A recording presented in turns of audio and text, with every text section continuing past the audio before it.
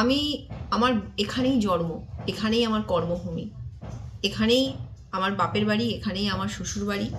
আমার পালিয়ে যাওয়ার কোনো জায়গা নেই। আমার জেনারেশন এখানে, আমরা এখানে থাকবো।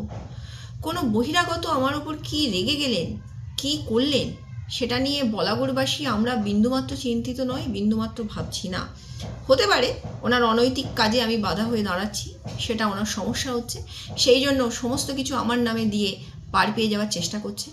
সৎসাহস যদি থাকে, উনি ফেসবুকে অনেক কিছুই পোস্ট করেছেন, অনেক কিছুই লেখেন, নাম করে লেখেন না, কারণ সৎসাহসের বড় অভাব আছে ওনার।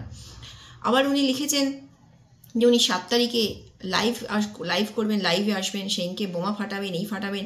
তবে তাকে আমার বিধায়ককে রিকোয়েস্ট, অনুরোধ, ফেসবুক লাইভটা আপনি অন্ধকারে, আড়ালে, কলকাতায় লুকিয়ে কোনো জায়গা থেকে করবেন না তো? সৎসাহস আছে তো?